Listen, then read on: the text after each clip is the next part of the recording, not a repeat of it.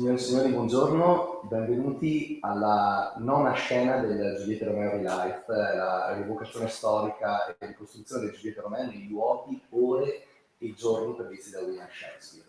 Siamo all'interno della sagrestia della chiesa di San Pietro Martire in Sant'Anastasia, quindi secondo il testo di Shakespeare la chiesa di San Pietro è quella in cui poi doveva sposarsi Giulietta con padre.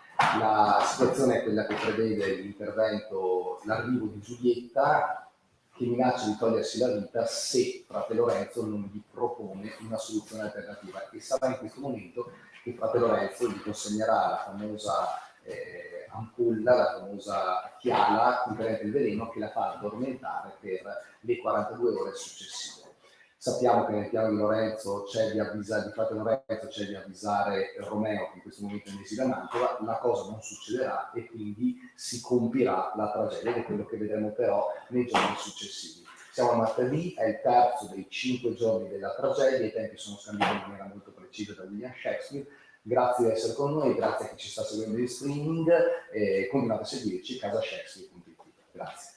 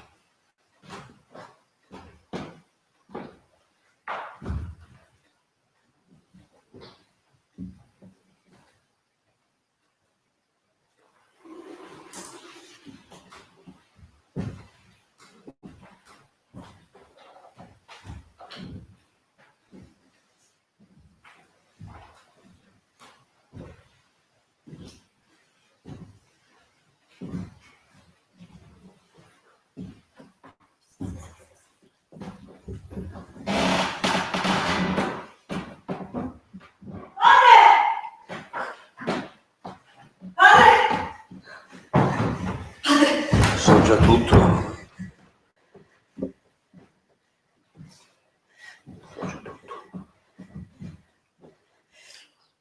Padre, se con la vostra saggezza potete darmi un consiglio, allora ditemi che è saggia la mia decisione. E con questo coltello mi aiuterò subito. Aspetta, figlia. Se è così, se piuttosto di sposare il conte Paride, tu hai veramente la forza di volontà di ucciderti, allora è probabile che tu voglia tentare una cosa simile alla morte per sfuggirla, una cosa che sfiora la morte, per allontanare questa vergogna. Se tu ne avrai il coraggio, io ti darò il rimedio.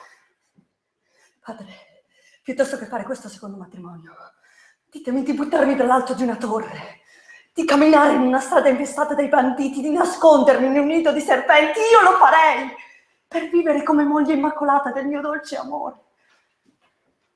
Aspetta. Aspetta.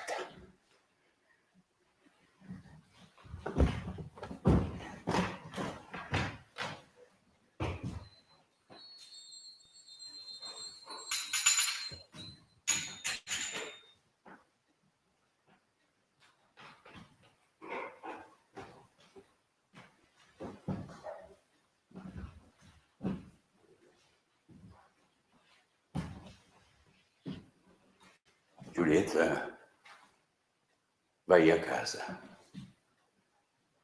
Mostrati allegra. Acconsenti a sposare il conte Paride. Domani è mercoledì. Stanotte fai in modo di dormire sola.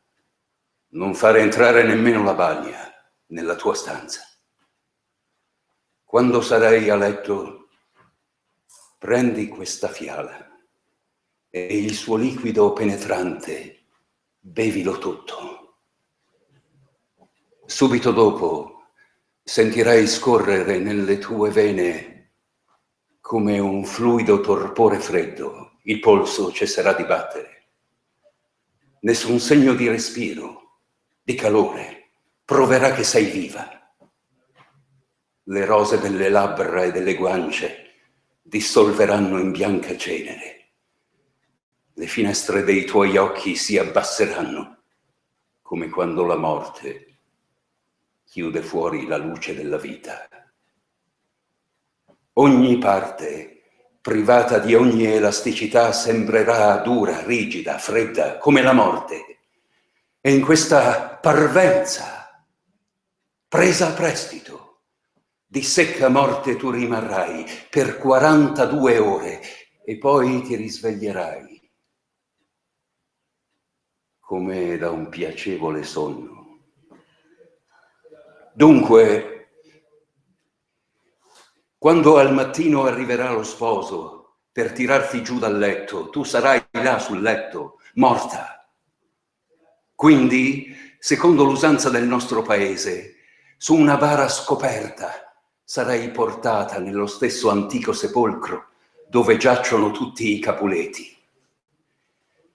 Romeo, informato da una mia lettera del nostro stratagemma, verrà qui e ti porterà a Mantova. E così sarà. Se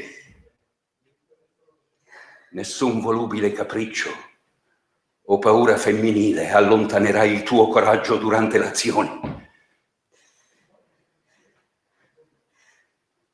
Non parlatemi di paura, frate.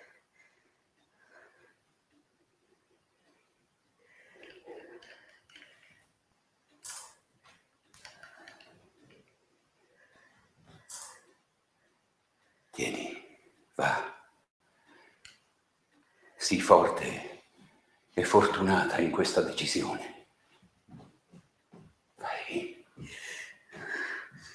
Vai adesso, vai.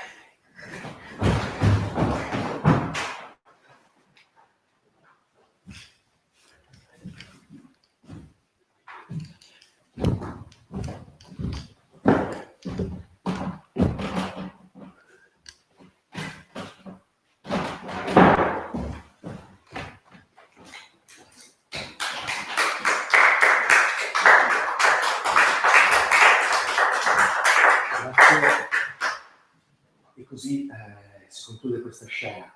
Giulietta, come sapete, obbedirà al frate, nonostante tutti i dubbi prenderà la fiala, ed è quello che avverrà stasera alle 23:30, poco prima appunto di andare a letto, nella camera di Giulietta, alla casa di Giulietta. E seguiteci, chi è interessato a partecipare, il numero di posti è limitato, è uno spazio abbastanza piccolo e ristretto, ore 23:30 per la scena della fiala. Grazie.